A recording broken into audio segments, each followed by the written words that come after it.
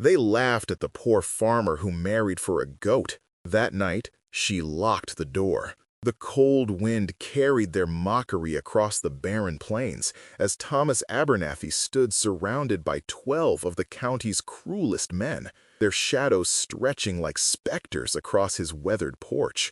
Dust swirled in the amber glow of sunset, catching the glint of knives and pistols held by men who no longer saw him as prey. His new bride, Eliza, stood in the doorway behind him, her face half hidden in shadow, her hand white-knuckled on the doorframe. The goat, that damned goat they'd all ridiculed him for, bleated softly from inside the cabin. Thomas felt sweat trickle down his spine despite the autumn chill. His shotgun lay just inside, beyond reach. One wrong word, one sudden move, and 12 triggers would sing their deadly chorus. If you stood alone against a dozen armed men who came to take everything you had, would you surrender what little dignity remained? Or would you stand your ground, even if it meant your blood soaking the very land you'd sacrificed everything to claim? The leader stepped forward, spurs jingling like death's own bells. "Time's up, Abernathy. You've made a mockery of marriage, and we aim to restore proper order." But what happened in the next heartbeat would change the course of the entire territory, leaving scars across the land that would never fully heal.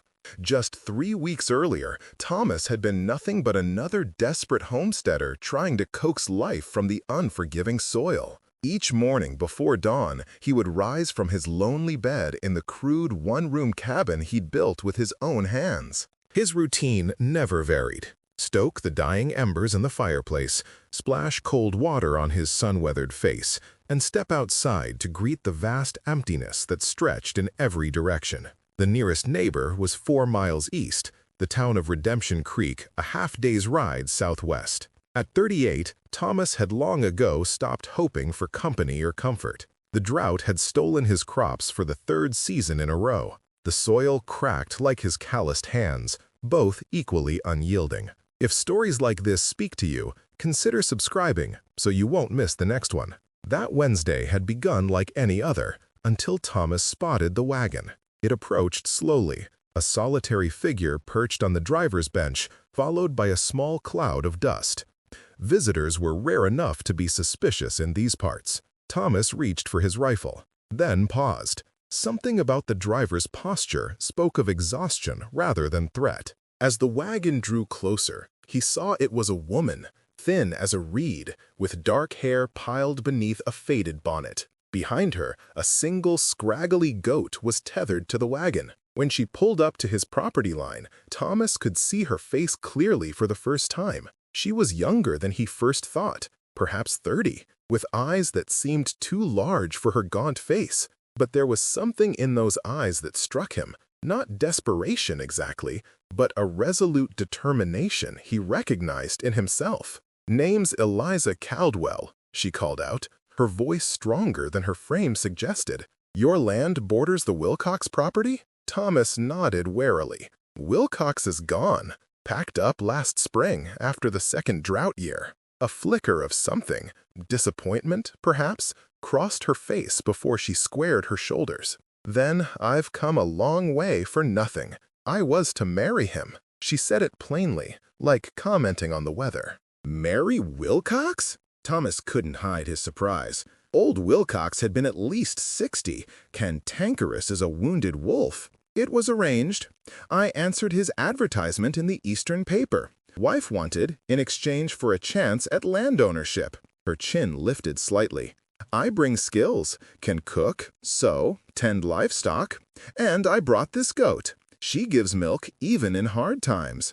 As if on cue, the creature bleated, its yellow eyes surveying Thomas with eerie intelligence. Thomas shifted uncomfortably. "Town's half a day southwest. Stagecoach comes through every other Tuesday." Eliza glanced at her wagon, a broken wheel now clearly visible, then at the darkening sky. "Night's coming. Might I trouble you for water for myself and Nancy here?" She nodded toward the goat. That night, as Eliza slept on his porch wrapped in her shawl, despite his offer of the cabin while he took the barn, Thomas lay awake, thinking about the quiet dignity with which she'd told her story. No tears, no self-pity, just the facts and a plan gone awry. In the morning, he found her already awake, milking the goat. "Try some," she offered, holding out a small tin cup.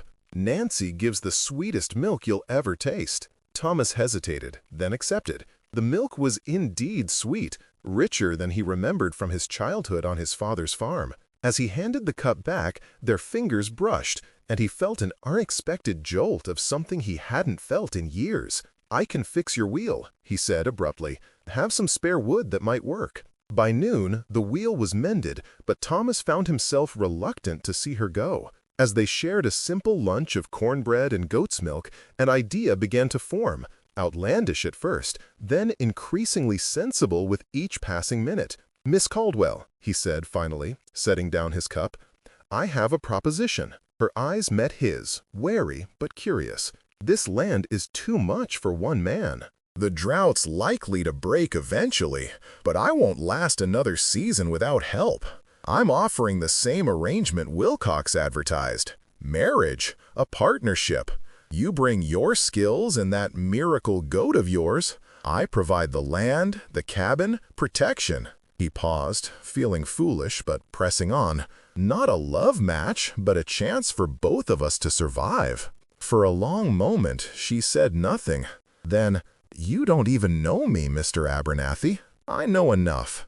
You're brave enough to travel alone across the country to marry a stranger, smart enough to bring a goat that can survive drought, and kind enough to offer its milk to a man who's barely been civil." He met her gaze steadily. "I don't need to know more." 3 days later, they stood before Redemption Creek's traveling preacher, exchanging vows with the pragmatic solemnity of a business transaction. The sparse crowd of onlookers barely disguised their snickering. "Marrying for a goat," Thomas heard one man whisper to another. "Must be desperate as sin." Someone else made a crude joke that made several men guffaw. Thomas felt his ears burn, but kept his eyes forward. Eliza held her head high, ignoring the titters and whispers. Nancy the goat stood tethered nearby, chewing placidly on a tuft of dried grass, seemingly unaware of her central role in the proceedings. When it was done, Thomas and Eliza signed the marriage certificate with the preacher and his wife as witnesses. As they climbed onto the wagon to return home, Thomas heard the jeers follow them out of town. "Looks like Abernathy finally found a woman as homely as his land. Wonder which one he'll be milking tonight, the wife or the goat." But it was the voice of Fletcher Morgan, owner of the largest cattle spread in the territory and a man known for taking what he wanted, that carried the clearest. "That land's too good to waste on a fool who'd marry for livestock. Drought or no drought, it's time someone put it to proper use." Thomas felt Eliza stiffen beside him, but she said nothing, her profile as still and dignified as a cameo brooch. He flicked the reins, eager to leave the mockery behind. That evening, in the quiet of the cabin, Thomas showed Eliza the small improvements he'd made. A curtain dividing the single room to give her privacy, shelves he'd installed for her few belongings. She thanked him with the ghost of a smile, then busied herself preparing their first meal as a married couple. The goat Nancy was tethered in a small lean-to Thomas had constructed adjacent to the cabin. "They'll forget soon enough," Thomas said, breaking the silence that had stretched between them since town. "People around here have short memories when it comes to foolishness." Eliza paused in her stirring of the stew pot. "It's not foolishness they'll remember, Mr. Abernathy. It's that goat." She looked at him directly. "Men like Fletcher Morgan don't laugh at foolishness. They use it as excuse for taking what isn't theirs. Would you have defended him there in town, or stayed quiet to protect yourself from becoming the next target of their cruel mockery?" Within days, it became clear that Eliza had been right. Cattle from Morgan's herd began appearing on Thomas's property, trampling what little could grow in the drought-stricken soil. Fence posts Thomas had laboriously set were mysteriously knocked down. When Thomas rode out to confront the cowboys responsible, they claimed ignorance, their smirks telling a different story. "Just strays, Abernathy. Can't help it if they prefer your land to ours. Besides, added another, heard you got yourself a special goat. Maybe she's attracting them. The men laughed uproariously at this, slapping their saddles. Thomas returned home seething but helpless. That night, as they ate their simple supper, he noticed Eliza watching him. "They aim to drive us off," he admitted finally. "Morgan wants this land added to his holdings." Eliza nodded slowly. "I suspected as much." She set down her spoon. "The goat was my grandmother's. Before she died, she told me Nancy was special, that she would bring prosperity to whoever treated her with kindness." A faint blush colored her cheeks. "I know how that sounds." Thomas might have scoffed once, but the rich milk that had already brought color back to his own sallow cheeks made him pause. "Special how?" "Grandmother said Nancy can sense water deep underground, places where wells could be dug even in the worst drought." Eliza's eyes met his. "I thought it was just an old woman's fancy, but..." She gestured to where the goat had spent that afternoon, pawing insistently at one patch of ground behind the cabin. The next morning, Thomas began digging where Nancy had shown such interest. By noon, his shovel struck damp soil, the first he'd seen in 2 seasons. By evening, he had uncovered a spring, small but steady, enough to water a garden, perhaps even enough, eventually, for a modest row. News travels quickly in isolated places. Perhaps it was the rare smoke from Thomas's chimney in the morning and evening, or the small green shoots that began to appear in the patch behind his cabin. Whatever the cause, within 2 weeks, Fletcher Morgan himself rode onto Thomas's property, flanked by his foreman and several cowhands. Thomas was in the newly planted garden, Eliza nearby hanging laundry. Both froze as the men approached. "Abernathy," Morgan called out, not bothering to dismount. A big man with a face reddened by sun and whiskey, he surveyed the property with the calculating eye of one already counting it among his possessions. "Here you've struck water." Thomas straightened slowly. "Just a small spring, barely enough for our needs." Morgan's laugh was like stones rattling in a bucket. "In this drought? No such thing as barely enough." His eyes narrowed. "Word is that goat of yours found it." "The goat is mine," Eliza said quietly but firmly, stepping forward. Morgan's gaze swept over her dismissively before returning to Thomas. "I'm prepared to be reasonable. I'll buy your goat, 3 times what it's worth, and I'll rent this land from you. You can even stay on as foreman." "It's not for sale. Neither is the goat," Thomas replied, his hand inching toward the shovel at his feet. Morgan's face darkened. "Don't be a fool, Abernathy. You're barely surviving. I'm offering you a way out with your dignity intact." "My dignity isn't what concerns you, Morgan, and we're doing just fine." For a moment, Morgan seemed ready to explode. Then he forced a smile that never reached his eyes. "Think about it. My offer stands until sundown tomorrow. After that, well, drought makes for desperate times."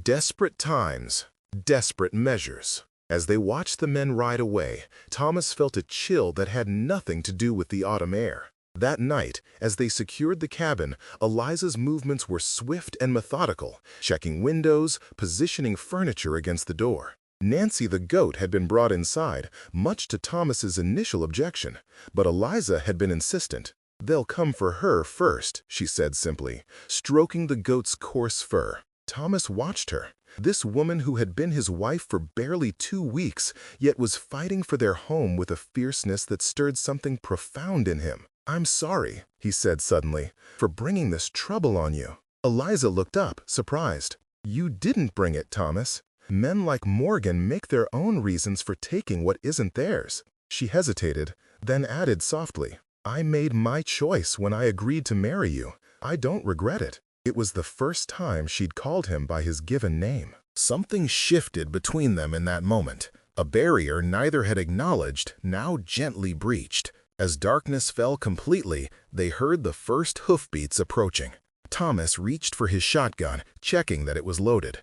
Eliza positioned herself near the rear window, a kitchen knife in hand. Nancy the goat, strangely calm, settled onto a blanket in the corner, her intelligent eyes watchful. If you were trapped inside these walls, would you surrender what little you had managed to build, or fight against impossible odds? The riders surrounded the cabin, their forms dark silhouettes against the night sky. Thomas counted 12 men, Morgan at their center. He felt his mouth go dry. They were outnumbered, outgunned. "Abernathy!" Morgan's voice boomed. "Come out and be reasonable!" Thomas opened the door just enough to show himself, keeping the shotgun visible. "There's nothing to discuss, Morgan. This is my land, my home. My wife's goat isn't for sale at any price." Morgan's laugh was cold. "Wife? Is that what you call her? The whole county knows you married for that goat. Now I'm offering you a chance to keep your life and a job. Last opportunity." Thomas felt Eliza move behind him, her presence steady and reassuring. The answer is still no. Morgan's face contorted with rage. "Then we'll take it by force. Boys, get that goat. Kill Abernathy if he interferes." And this is where our story began. Thomas standing on his porch, Eliza behind him, 12 armed men preparing to take everything they had built together. As the first man dismounted and took a step forward, something unexpected happened. Eliza moved swiftly, pulling Thomas back inside the cabin and slamming the door shut. The sound of the heavy wooden bar sliding into place echoed in the sudden silence. "What are you doing?" Thomas hissed. "They'll just break it down." But Eliza wasn't listening. She moved with purpose to where Nancy stood, now alert and trembling slightly. From around the goat's neck, she removed a small leather pouch Thomas had never noticed before. Opening it, she withdrew what appeared to be a simple iron key, ancient and strangely crafted. "My grandmother wasn't just a farmer's wife," Eliza said quietly, moving to the cabin door. "In the old country, they called her a wise woman. Some called her a witch." She slid the key into a lock that Thomas could have sworn hadn't existed moments before.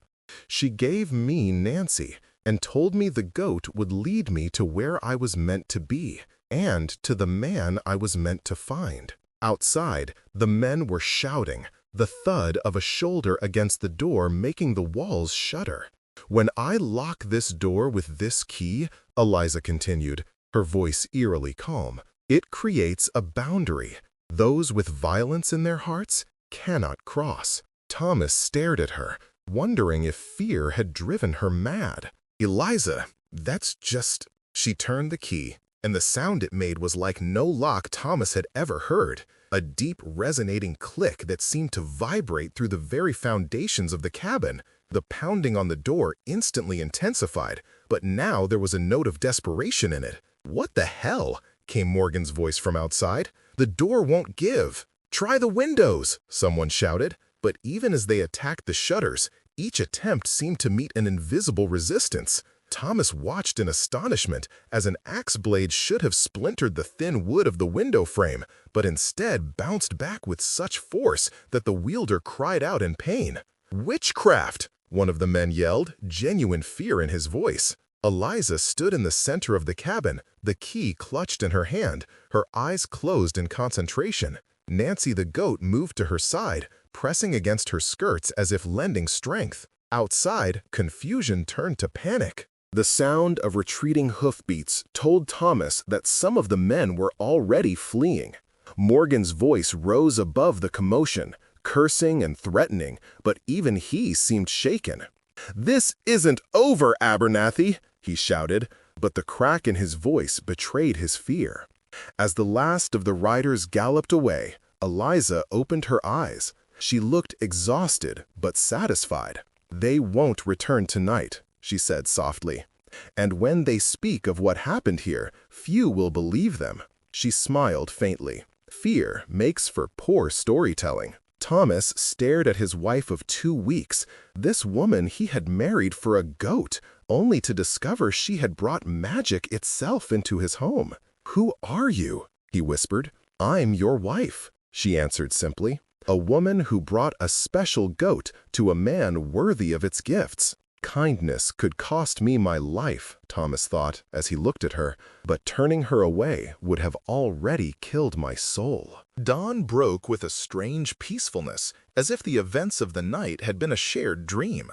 Thomas and Eliza emerged from the cabin to find the earth around their home disturbed by many hoofprints, the only evidence that the confrontation had been real. Nancy the goat trotted out happily, heading straight for the spot where the spring bubbled up from the ground. As the days passed, word spread through the territory. The story changed with each telling. Some said Abernathy had fought off Morgan's entire crew single-handedly. Others claimed the strange foreign wife had cursed the attackers. Still others insisted the goat itself had transformed into a demon. Whatever the version, the result was the same. Morgan and his men kept their distance, their mockery replaced by wary respect or outright superstition. The spring continued to flow, allowing Thomas and Eliza to nurture their garden, even as the drought persisted elsewhere. When winter came, they had stores enough to see them through comfortably. Nancy produced milk rich enough to make cheese that Eliza traded in town for supplies they couldn't produce themselves. The couple who had married for practical reasons found something else growing between them, a deep respect that slowly blossomed into genuine affection. By spring, when the first real rains in 3 years finally came to the territory, Eliza's belly had begun to swell with new life. The land responded to the moisture as if it had been waiting for permission to exhale, green shoots appearing where only dust had been before. On neighboring properties, wells that had gone dry years before began to flow again. Morgan left the territory that same spring, his fortune diminished by the drought, his reputation tarnished by the stories of his defeat at the hands of a poor farmer and his witch wife. Before he departed, he stopped at Thomas's farm, alone and humbled. "I came to offer my congratulations," he said stiffly, nodding toward Eliza's evident pregnancy, "and to ask a favor before I head east." Thomas stood warily on his porch. "What favor could I possibly grant you, Morgan?" The big man's eyes flicked to where Nancy grazed peacefully nearby. They say your goat can find water.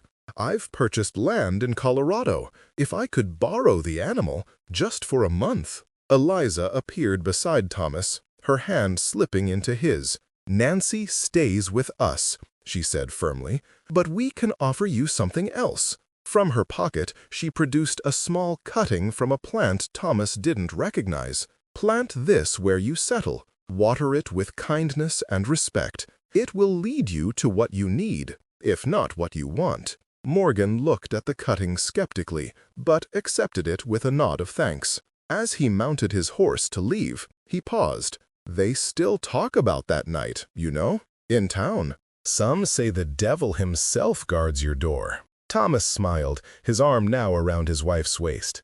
"Not the devil, Morgan, just a woman who knows the value of what she protects." 5 years later, the Abernathy farm had become one of the most prosperous in the county. The spring had been developed into a proper well that never ran dry, even in the hottest summers. Their children, twin boys with their mother's dark hair and their father's steady gaze, played in fields that yielded abundant crops. Nancy, the goat, now elderly but still producing the sweetest milk, had mothered several offspring that shared her uncanny ability to find water. Travelers passing through the territory would often hear the strange tale of the farmer who married for a goat then found a fortune instead. How his wife had locked their door against 12 armed men with nothing but an ancient key and her own quiet courage. How the land that had once been barren now bloomed with life. And if those same travelers happened to stop at the Abernathy farm, they would be greeted by a family whose prosperity was matched only by their generosity.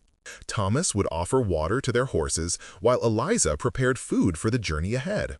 Their children might show off the clever goats that could supposedly find water buried deep underground.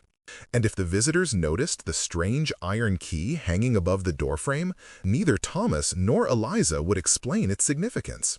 For the true magic, they both knew, hadn't been in the key or even in Nancy the goat. It had been in the courage to see value where others saw only mockery. In the wisdom to recognize that sometimes the most precious gifts come disguised as simple necessities. And in the understanding that love, like water in the desert, often emerges from the most unexpected sources to nourish what the world has deemed impossible to grow. Would you have had the courage to marry for practical reasons, risking ridicule, only to discover that the arrangement brought unexpected blessings? Subscribe for more powerful stories like this, and click on the video on the screen to watch the next one, with a twist so powerful you'll never forget it.